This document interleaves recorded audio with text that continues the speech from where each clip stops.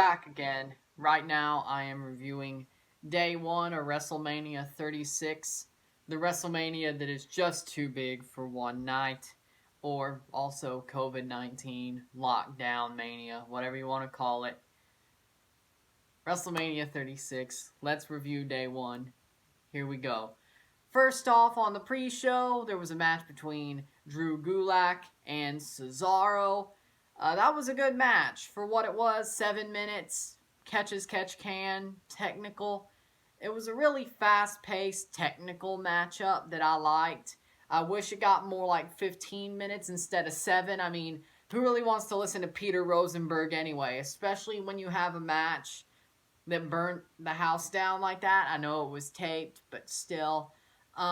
It should have went 15 minutes. And it really should have been on the main card. Because that match of Cesaro versus Gulak was amazing for what it was.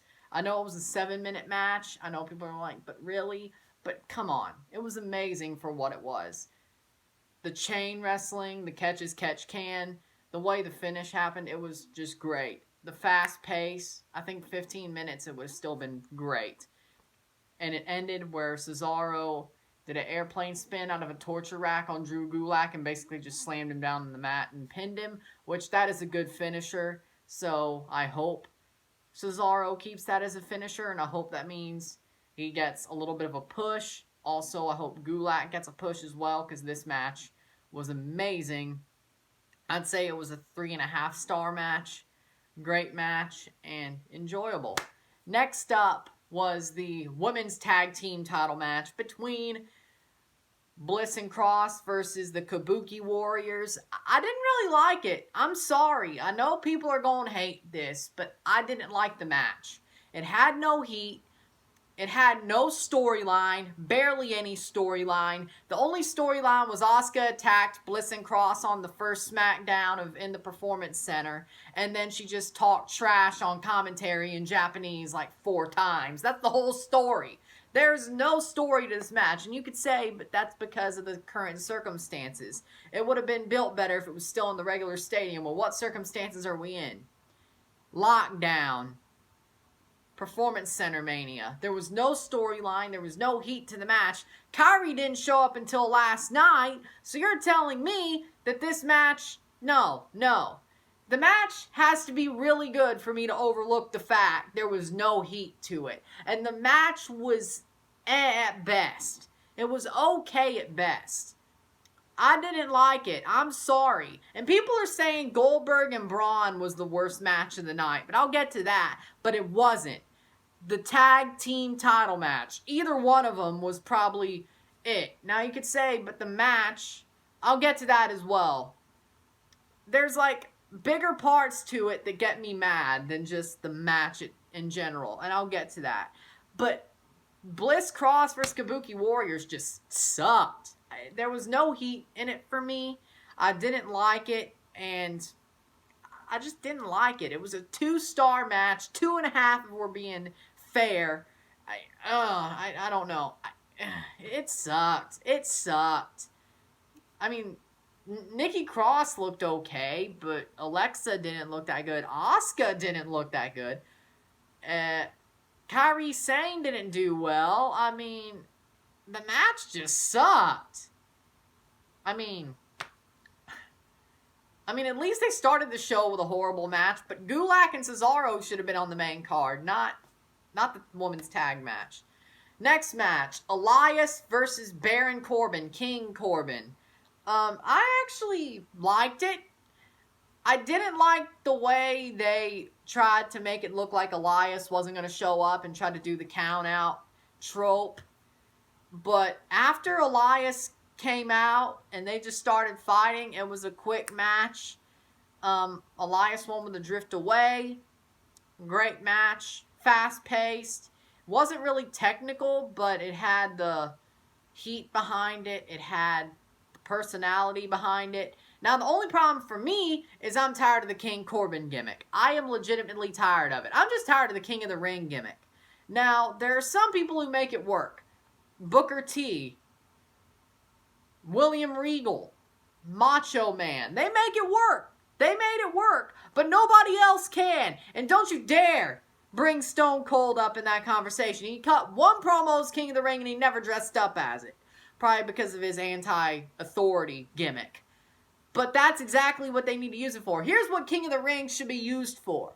Not to make somebody dress up like a prat and act like a king. No. King of the Ring should be used for this. It should be the tournament to be declared arguably the best worker in the company. That's what King of the Ring should be used for. Not for somebody like Corbin to be more of a nozzle than he already is. Alright? He was already an a-hole. You didn't have to put him in the king gimmick. When is it going to end? That's my question. I'm tired of it. But the match was good, so. Then, next up, Becky Lynch versus Shayna Baszler. If it wasn't for the Boneyard match, this match would have been match of the night. Shayna Baszler versus Becky Lynch. It was great. Fast-paced, had good technical ability. They worked stiff. You could hear it.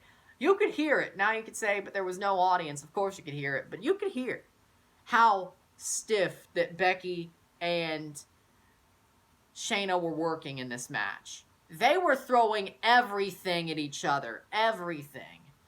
They didn't hold back. They had no holds barred, didn't hold back. The finish, I'm surprised Becky retained, but that was pretty good. I liked the match. I'd say it was a 4-star match. It was a classic, an instant classic. If there's something you definitely need to watch from night 1 of WrestleMania, it's Becky Shayna and the Boneyard match, but we'll get there. Great match. Freaking awesome. It was a classic. A classic.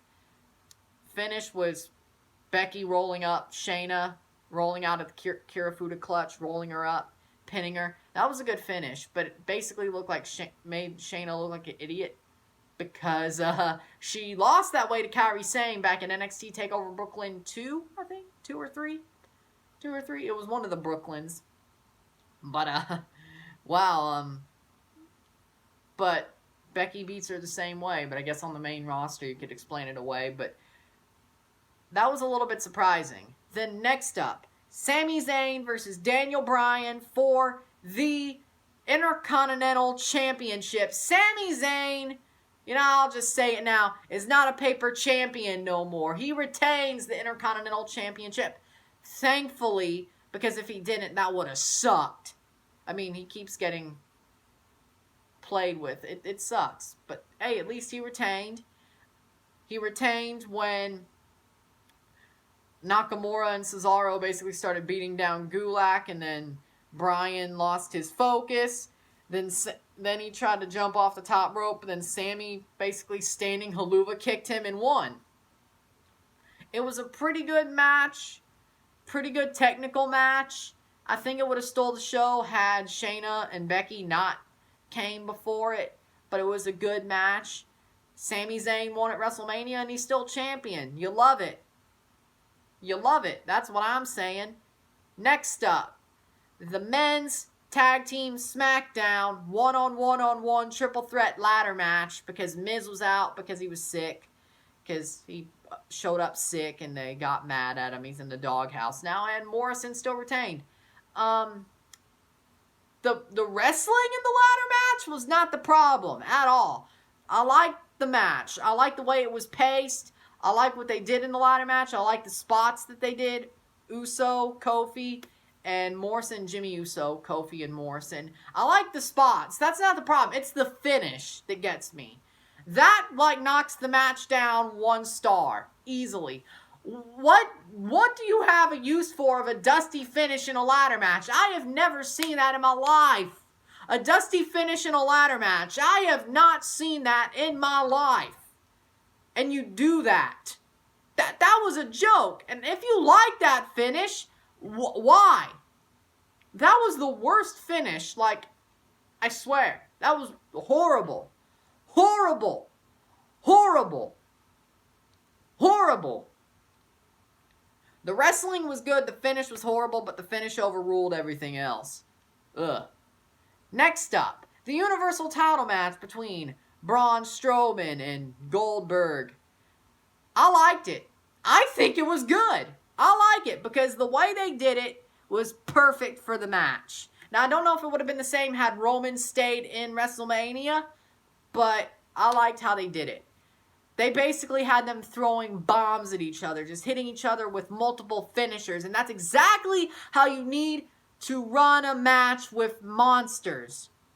If you're having two monsters face each other, the psychology should be a super kick ain't gonna take this guy out. I need to throw every finisher I can at this guy until I'm tired. That's exactly what you need to do. Or if you're facing, or say somebody like me is facing Brock Lesnar, a 5'5" nobody. What should it be? What is the, or I guess Ricochet, but HDMH, anybody who's short, you know. What's the psychology? What is the psychology when it comes to the match? You go at them with every finisher you can hit them with until you're tired. That's what you do against a monster. I don't care if it's monster versus monster or short guy versus monster. David versus Goliath. I don't care. That's what a match with a monster should be. You throw every finisher at them you can until you're tired. That is the psychology. I loved it. I loved it. And it was a great match for what it was. It wasn't the worst match of the night at all. I loved the psychology. I loved the way it went. I think giving it to Braun after his comments about the pandemic was a little bit insensitive, but I mean, Roman was going to win the title anyway at WrestleMania, and they probably didn't want to hold Goldberg over, even though they're probably going to be forced into an off-season anyway, and by the time SummerSlam comes around, he's still going to be fresh, and they could have just had him drop it to Roman then, if this is over. But they didn't do it. They just had Braun win it anyway, which is probably the safe choice, but, I mean, looking at it the way I just looked at it, I mean, come on. But I loved the match. I did. Then, the semi-main event, Kevin Owens versus Seth Rollins, and that was a good match. It first off was where Seth Rollins DQ'd himself by hitting Kevin Owens with the ring bell, but Kevin Owens challenged him to a no DQ match and restarted the match, and basically they started fighting again. Owens hit him with a ring bell, put him on the table, jumped off the WrestleMania sign, and jumped on him off the WrestleMania sign, hit him with a stunner, and won. That was a pretty good match. I liked it.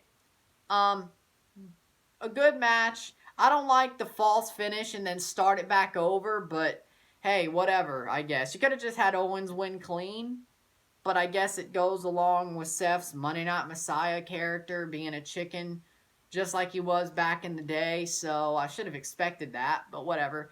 And then your main event, the cinematic match, the Boneyard match between Undertaker and AJ Styles.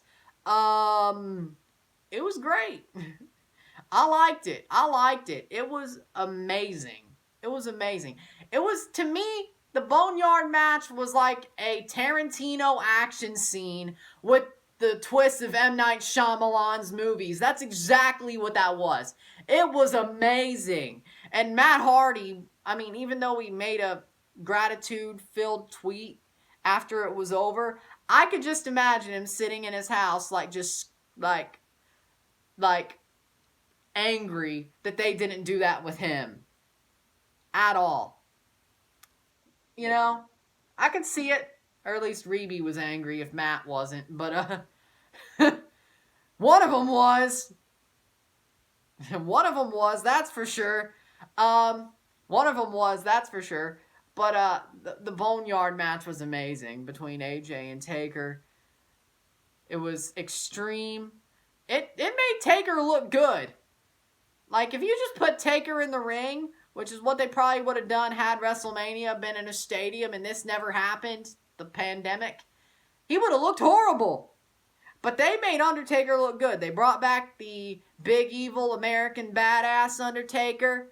Should have brought back You're Gonna Pay, but, I mean, I guess the Metallica theme song is fine, but I don't like it.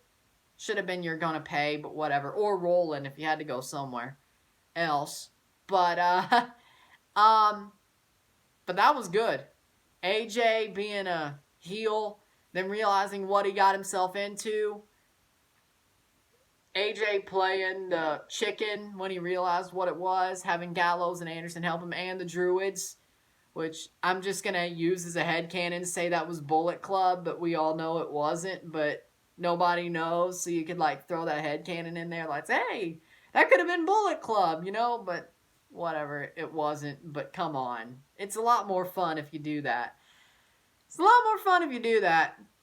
I know it wasn't. It's probably some NXT guys, like nobodies, you know, like people who haven't even debuted yet, you know, Performance Center guys. That's probably who it was, but let us think what we want to think, you know.